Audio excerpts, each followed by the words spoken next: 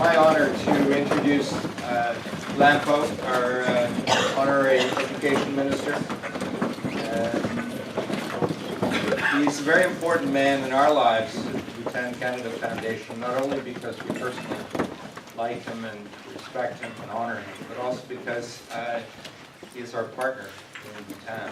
The Bhutan Canada Foundation works very closely with the Ministry of Education, and we are there to serve. Our foundation is there to serve the people of Bhutan, and we do it through the Ministry of Education. Lampo, I said to him earlier tonight, he has a job that never rests. He has 110,000 children in his primary and secondary schools across Bhutan.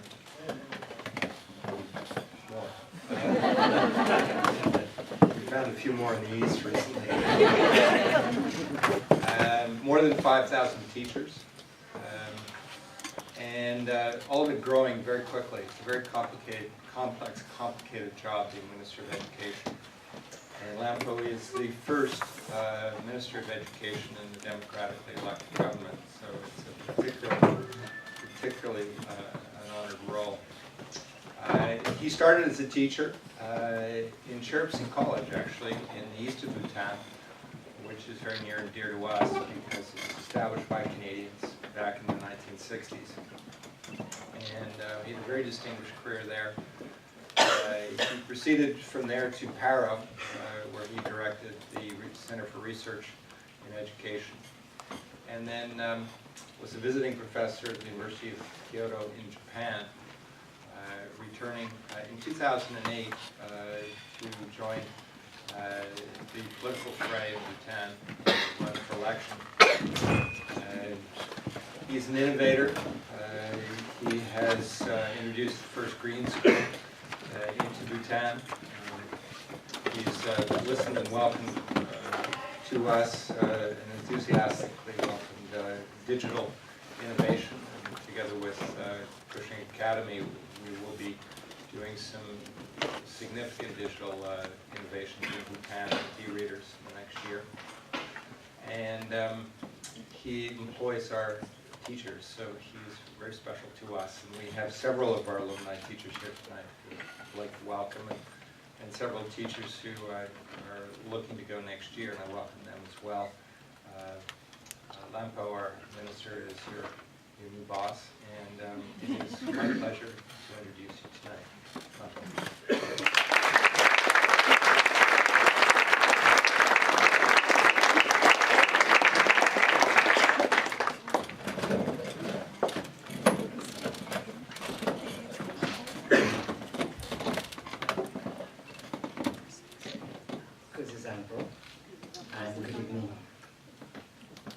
Sitting there, I was thinking, if he had been less kind, I would have been in a much stronger position to be facing you. If he had been less hospitable and warm, my job would have been even better. But you have exceeded our imagination in terms of your warmth, your hospitality, the welcome that we received right from the time we touched ground and all along. Mr. Tracy, Mr. Sam Blythe, members of the Bhutan Canada Foundation, members of the Cushing family, friends, members of the board, my colleagues. I would like to thank you for this wonderful evening, for all the hospitality and the warmth. Cushing Academy was a name till recently. It's a reality now. Thank you so much for making it possible for me and my colleagues to visit here, and also for this most delightful evening. Interacting with a lot of the friends of Bhutan, fellow travelers in quest for happiness this afternoon, I got the impression that whatever little I'm going to share here would be old hat for most of you. However, in order not to stray away from the discussion that's been going on, I thought I'll keep to the notes that I've tried to put together. Many of you have called it a keynote address. I neither have a key, nor do I have an address. At best, I have some notes, which I would like to present in front of you. I hope there'll be no indigestion after this lovely dinner. In case there is, I'm to be blamed for that.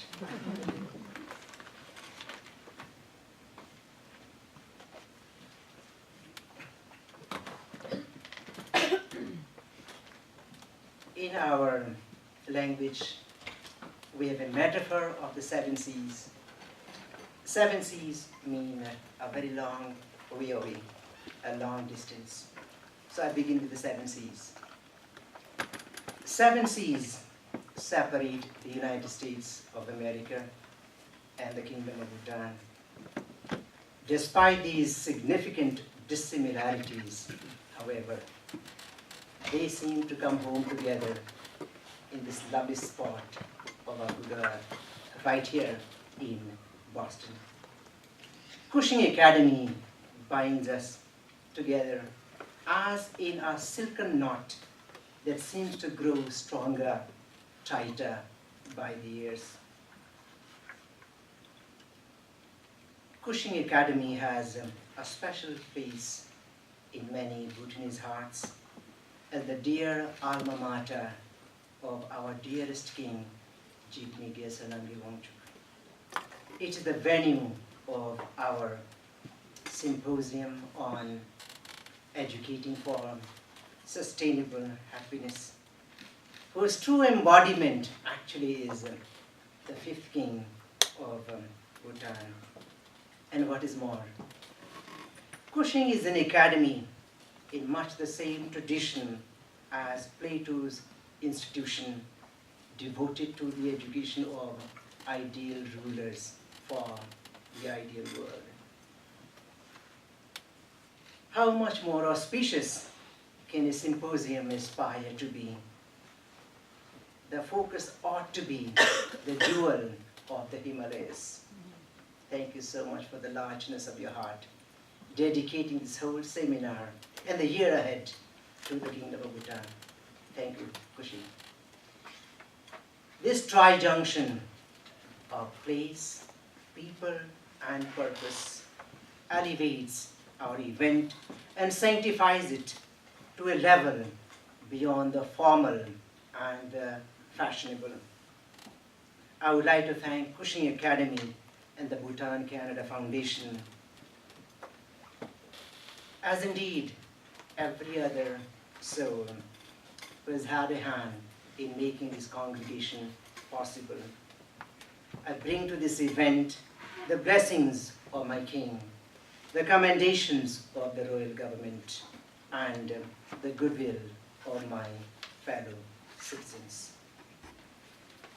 I wonder, as Mr. Tracy mentioned earlier on, how many symposia are held in the world on the theme of happiness, sustainable happiness at that.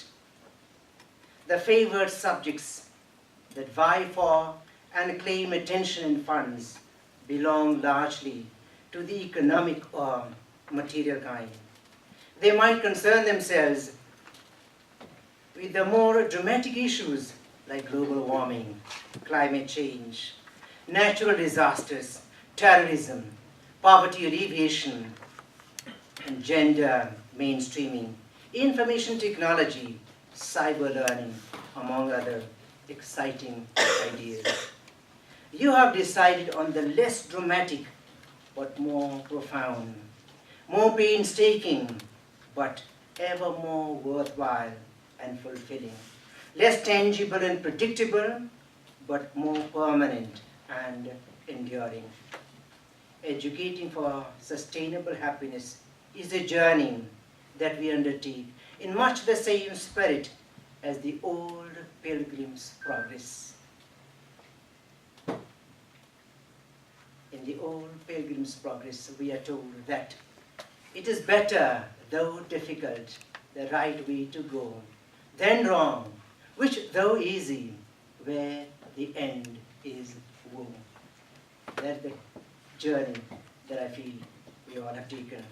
Better, though difficult, the right way to go, than wrong, which though easy, where the end is woe.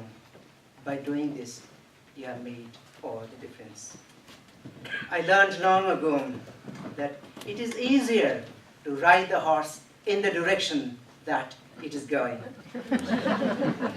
For too long, the world has been going in the direction that the horse has been going. For too long, humanity has sailed in the direction of the waves, redirecting the horse and forcing it to go the way you want it to go, or standing firmly against the waves rather than merrily swimming with the tide, would both meet with stiff resistance. The youngest monarch in the world then, Dugyalpo Jigme Singh Wangchuk, decided to do just that. Ride the horse in the direction that he wanted it to go. It was his destiny to be a paradigm shifter. He called into question what was and still remains the dominant development model for the world. He changed the language of discourse. When Bhutan's king in teens challenged the conventional view by articulating the idea of gross national happiness being more important than gross national product, a gross domestic product, the pronouncement didn't make much news. Some 3 decades down the line, humanity is steadily warming up towards this idea. The reasons aren't very far to seek. The world has been going through a catharsis of sorts. The arguments of nature have been far stronger than the arguments of humans. It is now a more chastened world, a more reflective and a more attentive world that is thirsty for a breath of fresh air. As a young college student, that must be 100 years ago, as a young college student, I could appreciate the full force of what T.S. Eliot had written way back in 1922. Today, thanks to the inescapable reality of the human condition, the words strike me with the relentless clasp of thunder and the intensity of yearning. What did he write in 1922? This is from The Wasteland. And in one of the sections of The Wasteland, he writes, here is no water, but only rock. Here is no water, but only rock. Rock and no water, and the sandy road. The road winding above among the mountains, which are mountains of rock without water. If there were water, we should stop and drink. Amongst the rock, one cannot stop or think. Sweat is dry, and feet are in the sand. Please check where your feet are. Sweat is dry, and feet are in the sand. There is not even silence in the mountains, but dry, sterile thunder without rain. There's not even silence in the mountains, but dry, sterile thunder without rain. If there were water and no rock, if there were rock and also water, and water, a spring, a pool among the rock, if there were the sound of water only. I think you got the impact of these words. Only my reading would have spoiled it. humanity is today confronted with the inexorable reality of the proverbial rock and the soulful wish for the metaphorical water. Going by the material progress that we have achieved in all spheres of our life, it should be legitimate for us to expect the human lot to be better. Indeed, I would like to think it is better. We live longer lives, have a better standard of living. We've managed to put in place smarter service delivery systems, travel faster, communicate more instantly, enjoy greater comfort and choices. We have much to be grateful for. With all these accomplishments, though, our world seems to be far from perfect. Our life more prone to anxiety, our future increasingly uncertain. Where did the rain start beating us? Why the void? Why the fear? Why the longing? Why are our feet in the sand? Why is there no sound of water? Why is there thunder but no rain? These questions, I believe, are a reminder of some of our broken relations and of our vital links snapped. Today, I believe we are fast in science, we are fast in technology, but perhaps somewhere in the deep recesses of our being, we may have lost the Faustian music. We need to restore the healing music to our lives. Gross national happiness as a development goal is an attempt to reclaim humanity's capacity for the felicities of good life. It is a call to understand our destiny that links us, the human with the natural, the material with the cosmic, the living with the dead and the unborn. At the close of the first International Conference on Gross National Happiness in February 2004, His Majesty Jigme Gyaltsen Namgyal Wangchuk, then Crown Prince, highlighted the universal appeal of the idea of gross national happiness. This is what he said. I believe that while gross national happiness is inherently Bhutanese, its ideas may have a positive relevance to any nation, peoples, or communities, wherever they may be. I also believe that there must be some convergence among nations on the idea of what the end objective of development or progress should be. There cannot be enduring peace, prosperity, and brotherhood in the world if our aims are so separate and divergent.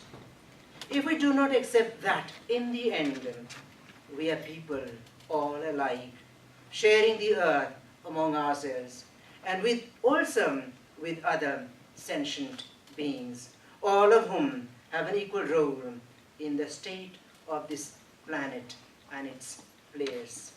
This was His Majesty in 2004. What is so special about the idea of gross national happiness? Germane to the idea of gross national happiness is the belief that regardless of whichever parallel or meridian of the earth we inhabit, no matter which parallel or meridian of the earth we inhabit, the ultimate desire of all human beings is to be happy. Despite variations in time, it is the same longing for happiness that links us together from tropic to tropic, from coast to coast, from hemisphere to hemisphere. Carl Sandburg said long ago, there's only one man in the world, his name is all men. There's only one woman in the world, Her name is all women. There's only one child in the world. Her name is all children. We are all connected, whatever may be the color or whatever affiliations we may have, from tropic to tropic, from coast to coast, hemisphere to hemisphere. Basic to all these is our desire to be happy.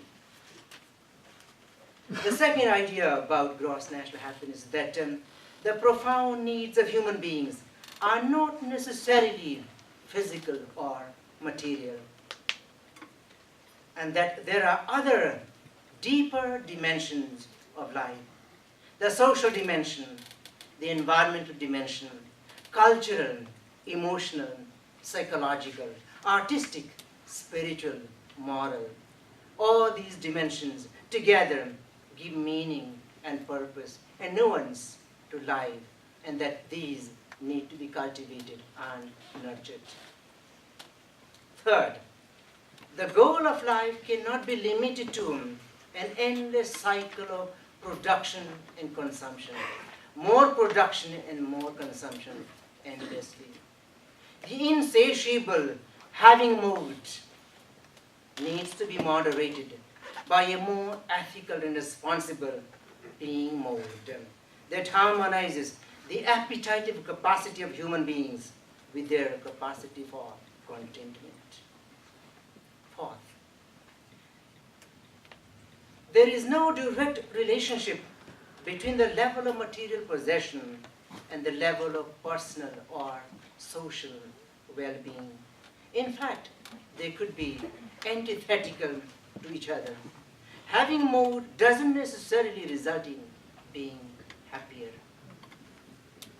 Fifth, the conventional measure of progress that employs the yardstick of gross domestic product is too limited and reductionist, and therefore not a reliable indicator of well-being.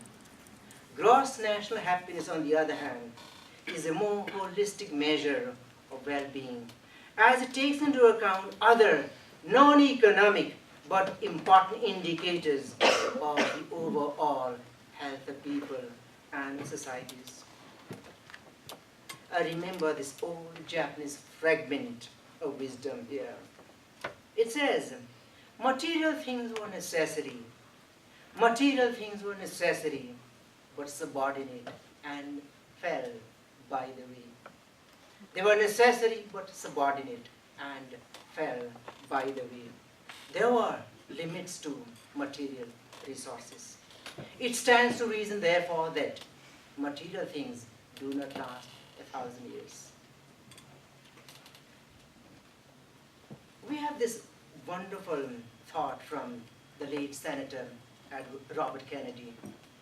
He says something to this effect. GDP does not register the beauty of our poetry, nor the strength of our marriages, nor the intelligence of our public deeds. It measures everything except that which makes life worthwhile. We need something that takes us beyond mere numbers, graphs, and percentages, as important as they are. We need a more entire vision of life and its possibilities. Cultivating the ideal of gross national happiness is a more progressive development in that direction. It must be easier said than done. There was this survivor of the ghetto, Viktor Frankl, who believed that happiness cannot be pursued, but that it has to ensue. Happiness cannot be pursued, but it must ensue. It is therefore essential to create the necessary conditions, the basic environment that would be conducive to the creation and experience of happiness. Many people feel that happiness is something that can be presented on a platter, but in Bhutan we believe that we have to create the necessary conditions, the basic environment first, and We hope that this will produce a kind of a mental state of well-being that would perhaps be characterized as happiness.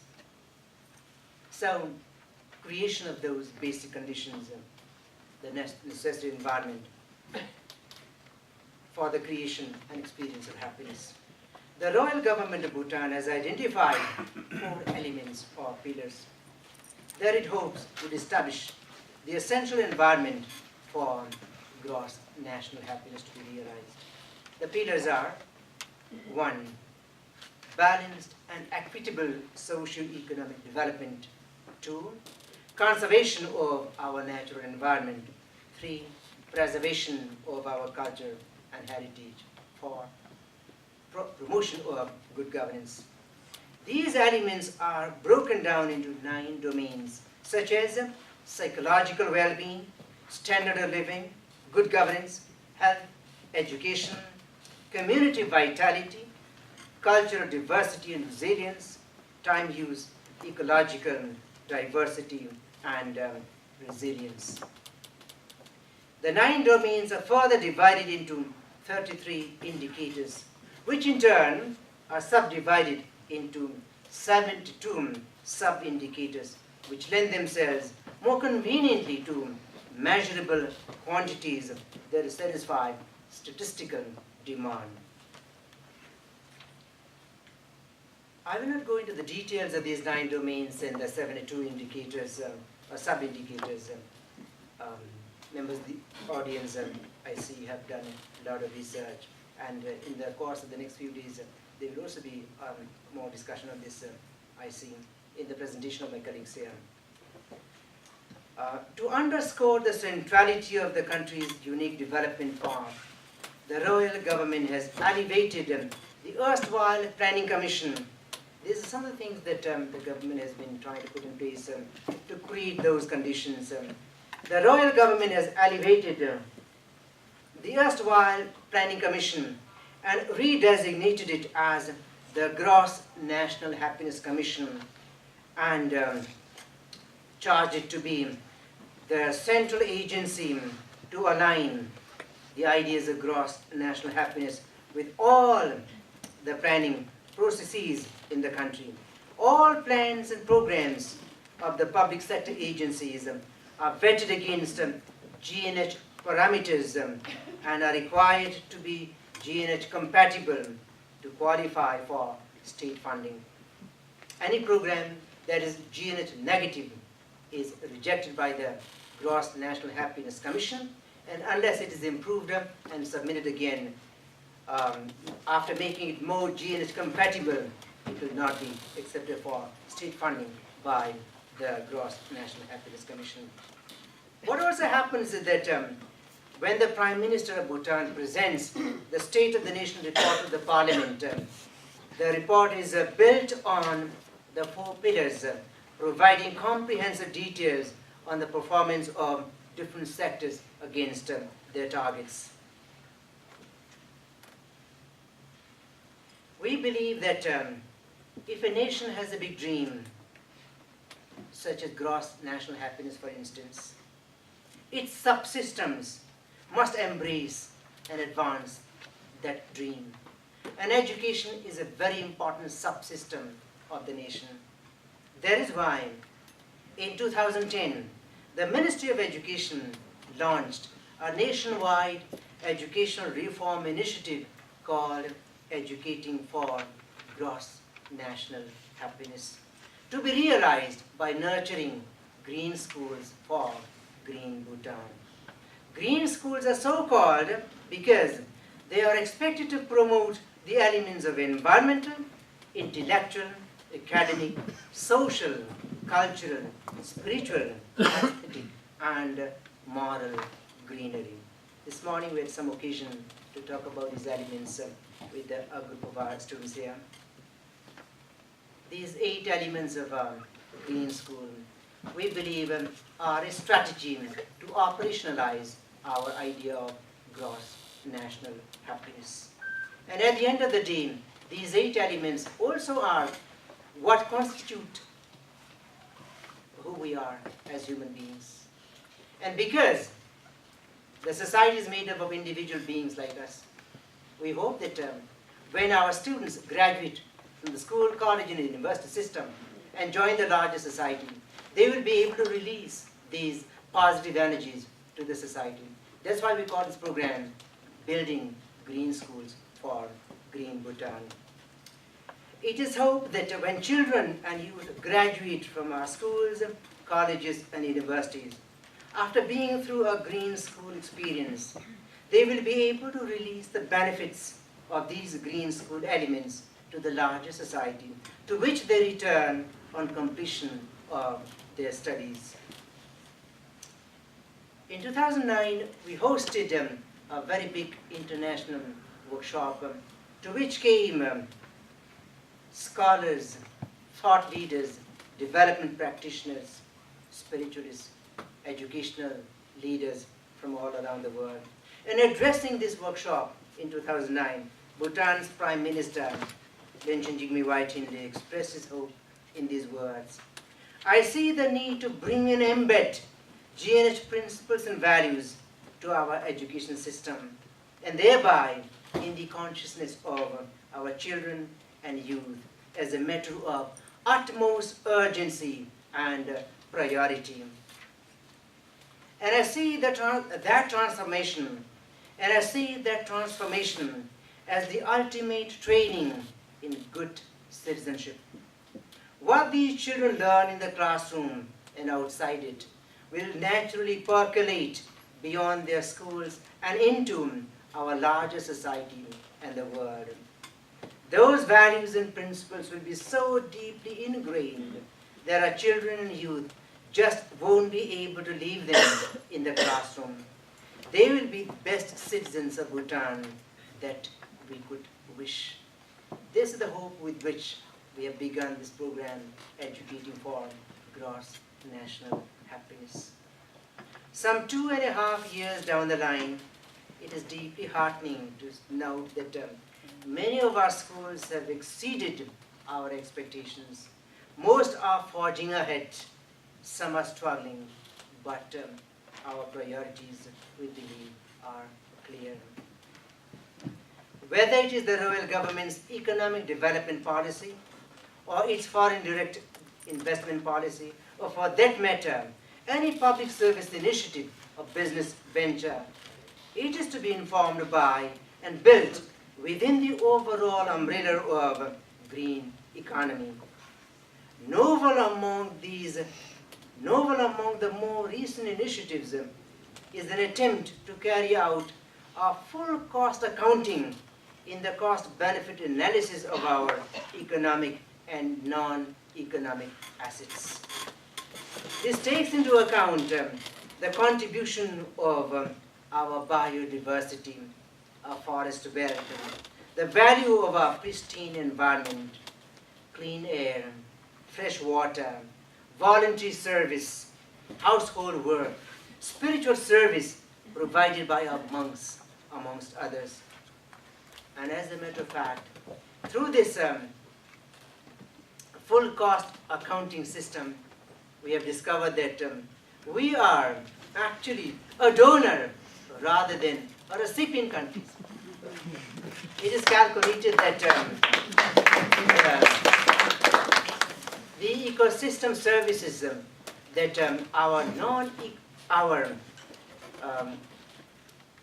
assets which are not normally calculated in our accounting system actually give us 14.5 billion Giltum worth of services, and something like 93% of it is actually enjoyed by the people of the world.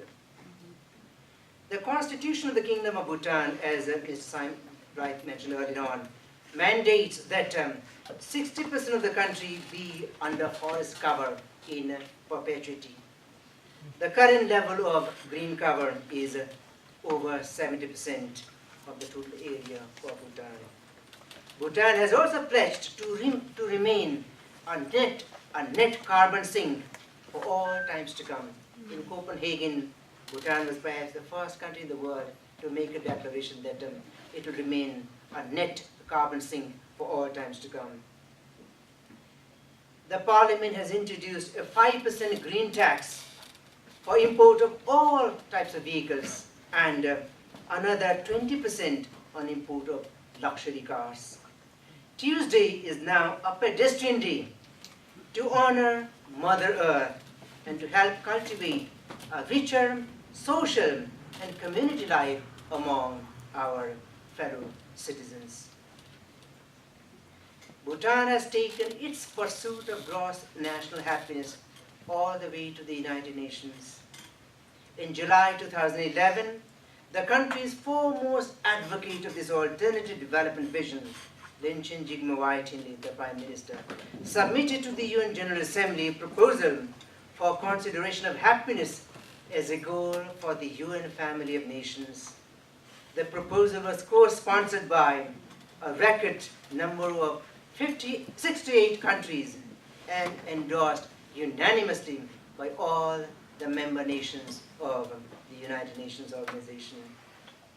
It is proposed then that Bhutan host a high-level meeting on happiness and well-being, a new economic development paradigm in April 2012 at the United Nations headquarters in New York.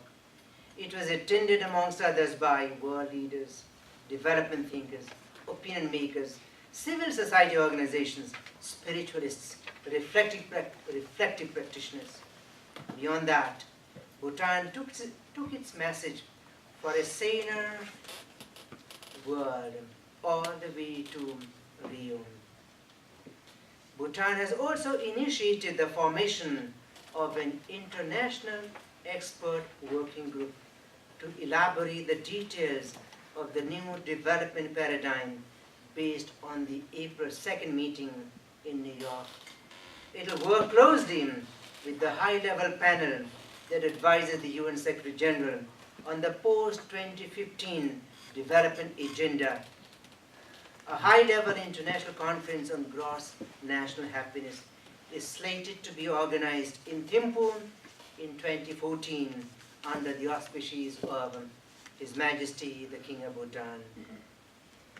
We are also in the process of setting up a gross national happiness center in central Bhutan, about which my colleague Dr. Samri Chetty will talk later on. We feel that at long last the world is listening.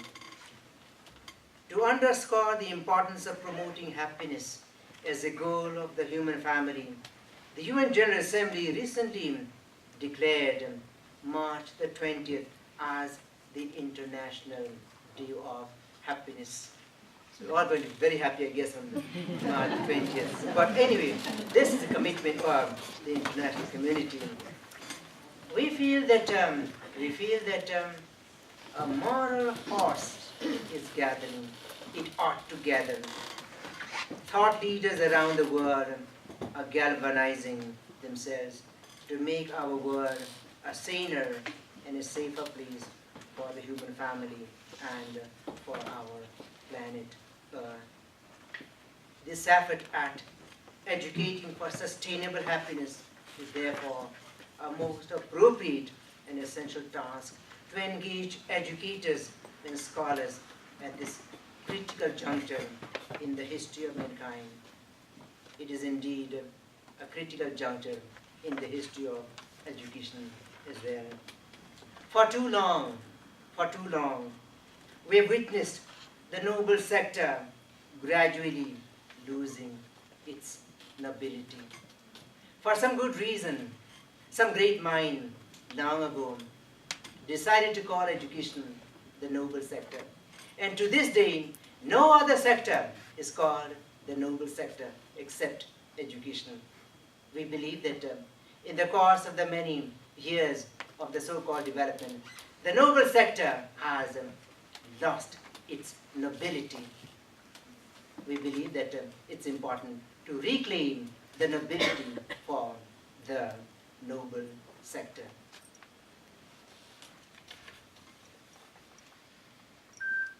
Barring a few notable exceptions.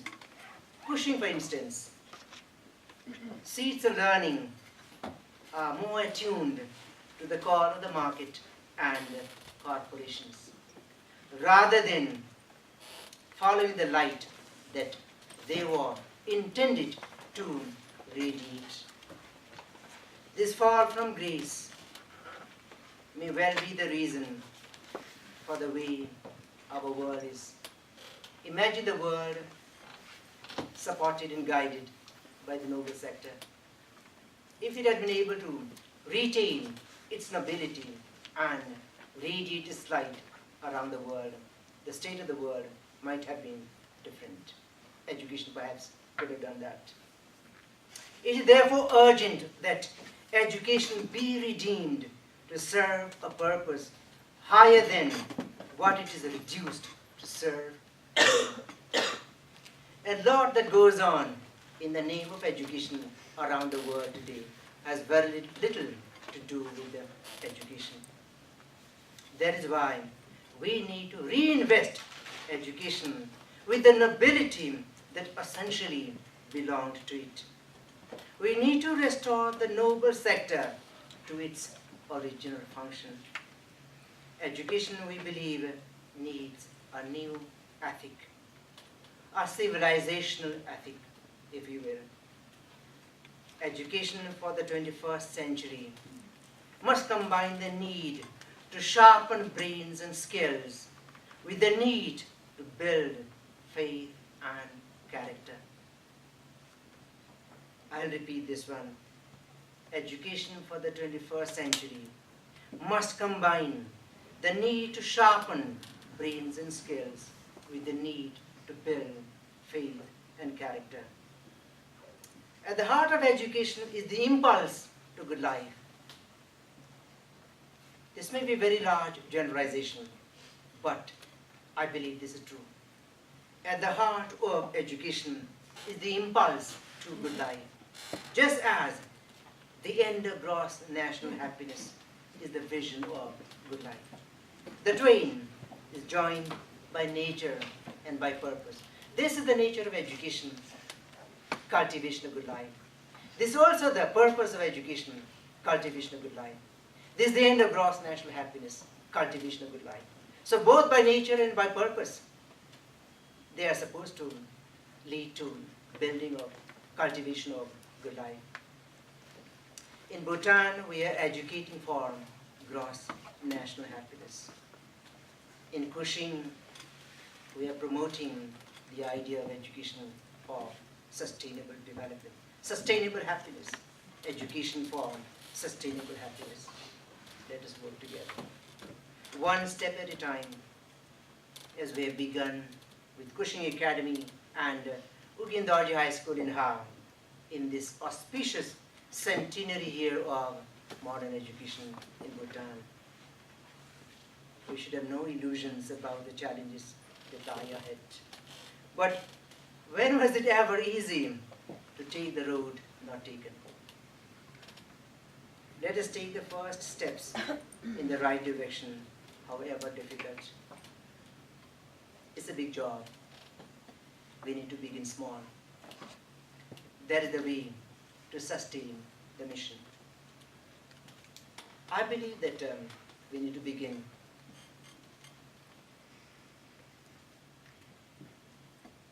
one person at a time. If we succeed with one person at a time, I believe we can change the world. Because happiness has the magical strength of one in many, as the Bhutanese believe. And I'll quote a line from our national language to explain the magical strength of many in one. In Zangha, the national language, it goes something like this. Michi gawe senam, take ngaya pamite. Translated roughly into English, it means the weight of happiness experienced by one person is so much that even 5 score horses cannot carry it. There's 100 horses, cannot carry it. Michi gawi senai, ta kingaya pamite. The weight of happiness experienced by one person is such that even 50 horses cannot carry it. Educating for sustainable happiness is a big job. Sometimes it could be overwhelming, but even if we're able to make a difference in the life of one person, the worth of that happiness is such that even 5 horses cannot carry it. I would like to stop on this note. I would like to wish you all the happiness in your life and success with this symposium. I'm so delighted that we all have been able to come together as fellow pilgrims, fellow travelers in search of happiness. I think we owe it to our children, we owe it to our communities, we owe it to the world to do our best to increase space for happiness. Once again, thank you and Dashidil.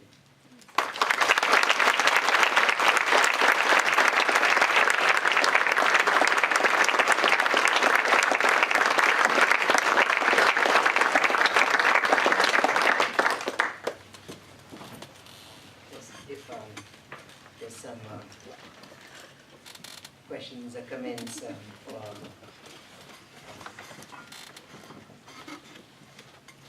any opinion that you have or any advice for me. So, yes. If you scold me, I'll take it. Yes.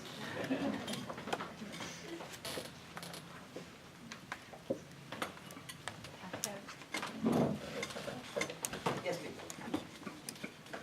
So the one comment I made to my friend, Just stand up so that we yeah, my one comment I had from I was speaking with my friend Drew also, is that the weight of the world's eyes are on you to maintain also your cultural integrity and your integrity of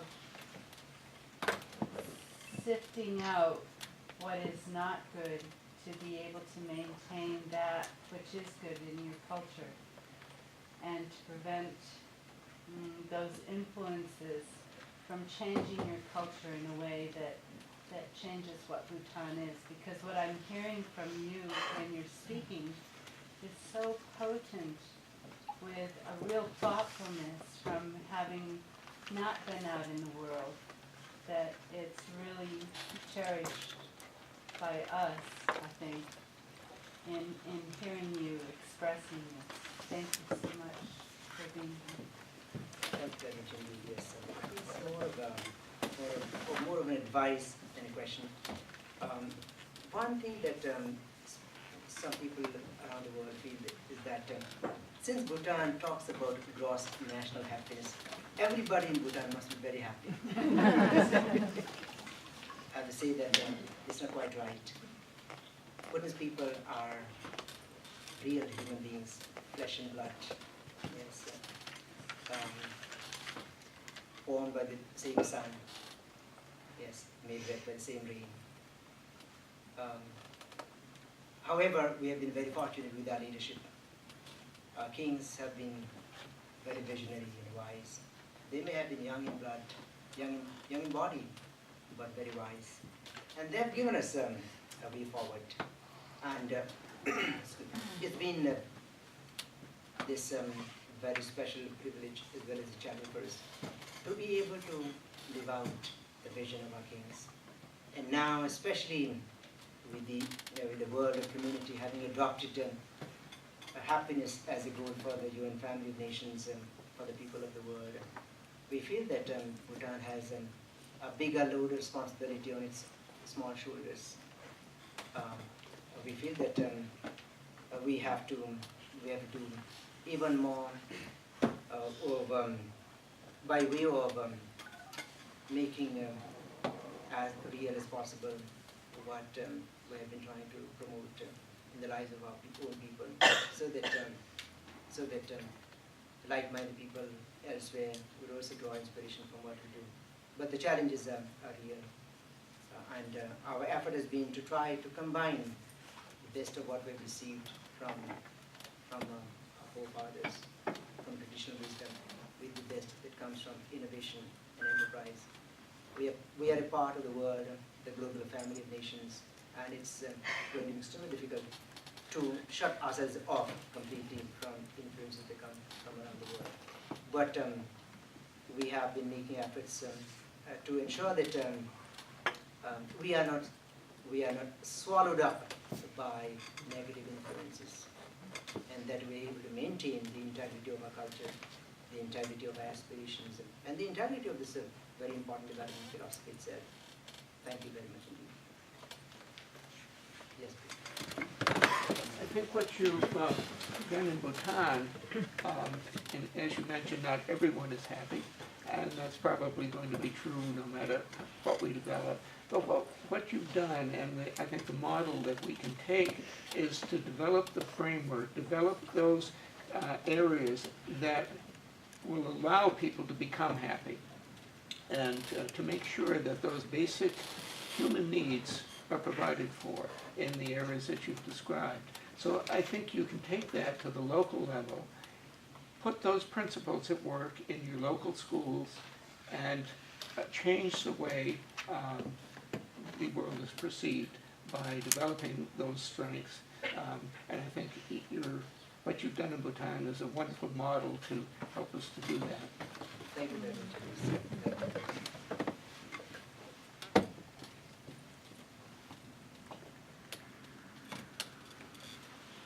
Yes.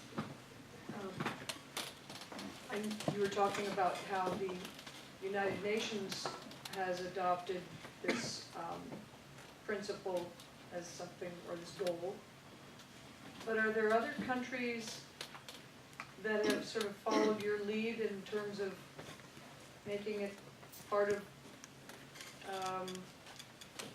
such a part of what the government is actually doing? Are there other countries that have followed what you've done, and how is it spreading so far? I'm so sure about spreading, but there are countries which do find what Bhutan is doing worth looking at and worth practicing. A few countries actually have made changes even to the constitution to incorporate happiness as a human right, a basic human right.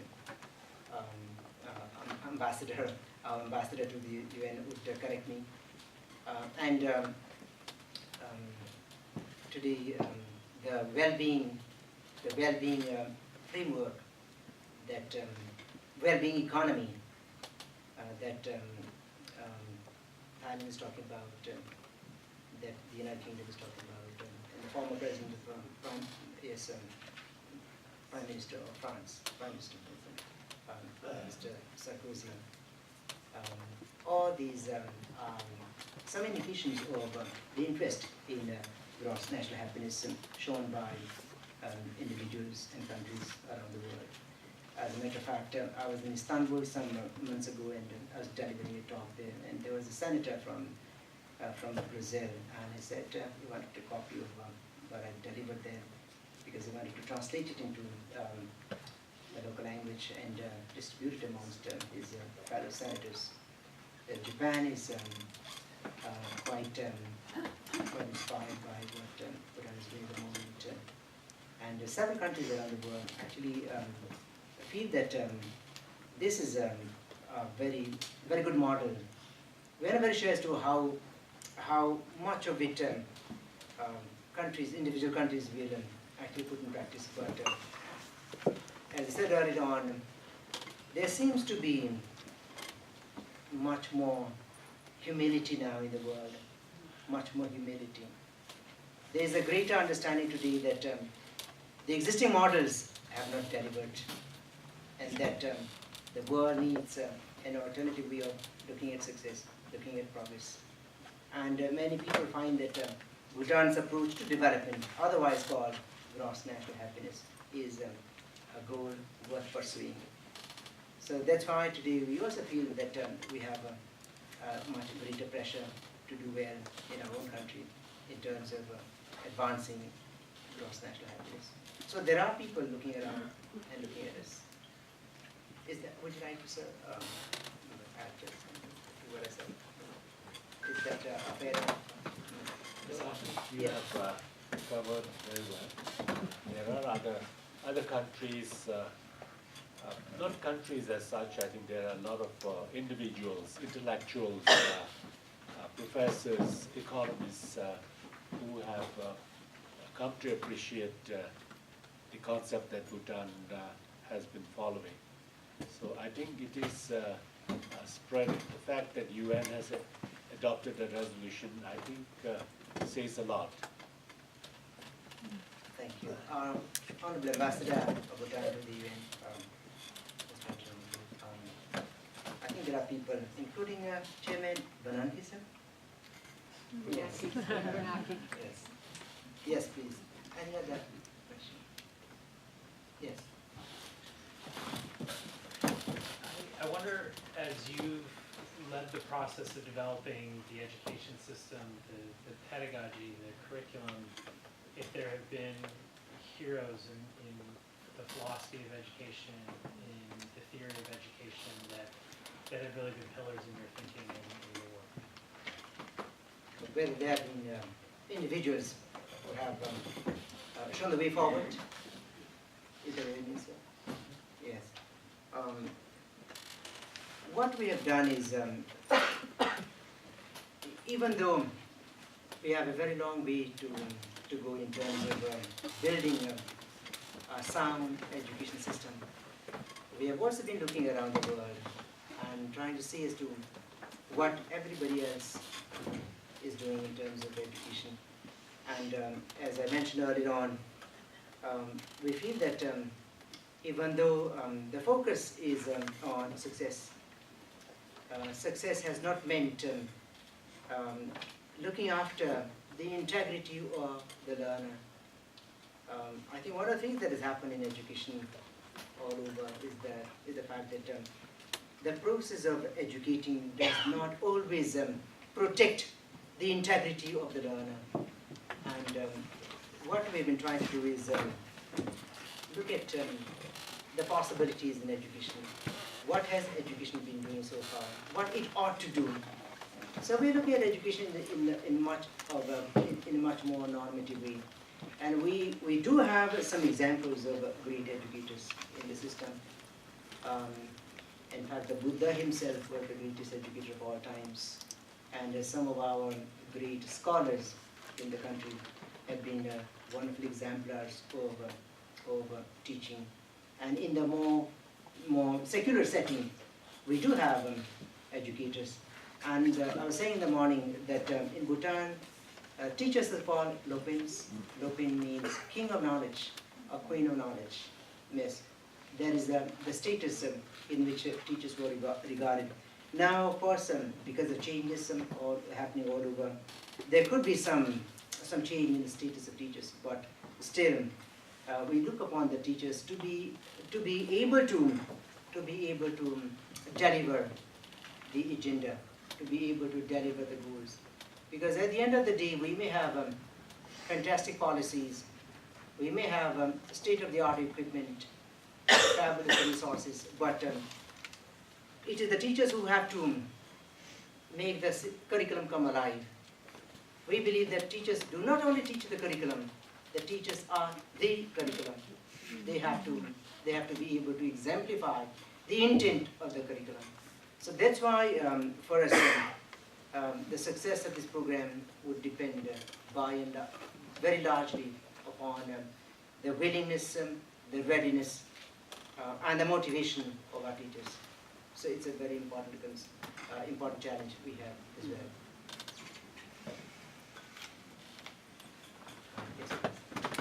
Yes. Just to follow up on that,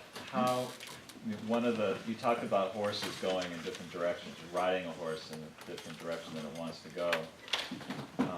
We still have a lot of violence and racism and people of one type who don't like people of another type in our world, and we see too many examples of that daily. And one of the themes of this conference this weekend, along with happiness as part of the education, is crossing cultures and experiential education. And I and other speakers this weekend are going to talk about some of the things we try to do with that. But in Bhutan, the teachers and the programs that you have, how are the educators there working with the students there to help nurture them, to think about people of different types, colors, religions, cultures, to cross those boundaries? Because I think that's what also has to translate internationally. Thank you.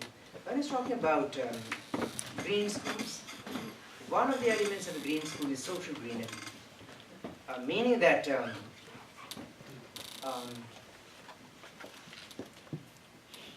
people who come to school, whether it's students or teachers or the management, our students and our teachers come from different homes, different villages, different districts, with their own names, with their own hopes and expectations. But when they come to school, we believe that they belong to one family. And when people stay together in one place for an extended period of time, we believe something positive must come out of that. So, under the scheme of what is called social greenery, we expect our children, our students, to be able to build and release positive energy, goodwill. We would like our teachers to be able to build the capacity of young people to release their positive energy, to build goodwill, friendship, to build understanding, to build harmony. Because we believe that young people who are able to build friendship in the school, they will be instruments of friendship wherever they go later. If they have been able to build understanding and trust in the school, wherever they go later, they will be instruments of friendship and understanding. That is why we pay a lot of attention to building a socially green culture in the school, respecting each other, respecting diversity in the school, celebrating each other, celebrating plurality, celebrating and honoring each other. So we feel that the school is the best place. We call our schools temples of learning. And in these temples of learning, positive impulses must be invoked. Positive impulses must find a space for expression. So we hope that as the program gets better institutionalized, our children, our young people, boys and girls, our youth, will be able to imbibe those positive energies and be able to deliver those, be able to release those to the larger society when they join it. It's very difficult. We feel that building green schools, building GNS schools is far more difficult than building intellectual capacity per se. Enabling children to get high scores in tests or improving their examination results is far easier than building the whole person. But we feel that we must take up this challenge. If education doesn't do it, who will do it? So that's why we're taking this challenge head on. There are difficulties. We have no illusions about them. So, As a follow-up, I Last think- question. Oh, what? Go ahead. Oh, is it the last question? Okay, well, that'd be good. As a follow-up to the diversity question in the 1970s and 80s, so as you know, the education of children with disabilities came to the forefront, and there's a lot of pain around it. And I think we've gotten around some pain, but it's still there. So what does the country do about sustainable happiness with regard to children with disabilities and families that go through severe disabilities and the inclusion of children with disabilities in everyday life? So I'm wondering what happens in Bhutan with respect to children with disabilities. I think that would be the test of sustainable happiness. Indeed, yes. We have in the Ministry of Education a whole division for children with special needs, a division to look after the needs of children with special needs. In the past, we had only one center located in the east, but today we have at least 6 centers to address the needs of children with special needs across the country. With the help of the Bhutan Canada Foundation, the Bhutan Foundation, with the help of Friends of Bhutan, we have trained a lot of our people now to look after the needs of children with special needs. We are now signatory to the Convention on the Rights of Children, Rights of Persons with Disabilities. We have a constitutional provision that requires special arrangements to be made for people with disadvantages such as disabilities. And we have carried out an inventory of the nature and the level of disabilities in the country. So we feel that once the study is completed, we'll be in a better position to know the extent and the level of disability in the country, and accordingly be able to mount required interventions to help children with special needs. But even to this day, we have done a fairly good job in terms of identifying children with disabilities. We do not have very specialized services, but we are able to support children either by putting them in these special institutions, or if the disability is not very severe, by mainstreaming them with the other children. So there are support mechanisms to help people with special needs. And some of the people with the so-called disabilities have done a wonderful job. And we have some people who have become our medical specialists. Some of them have become our educators. As a matter of fact, one of our visually challenged graduates is the in charge of one of the programs in our special education program. He was initially a teacher. He taught my daughter. Yes, and similarly, there are other people who have shown tremendous skills and talents in their own right to be able to express their potentials. And we feel that in a GNH country, everybody must get an opportunity to grow and to flower and to bloom.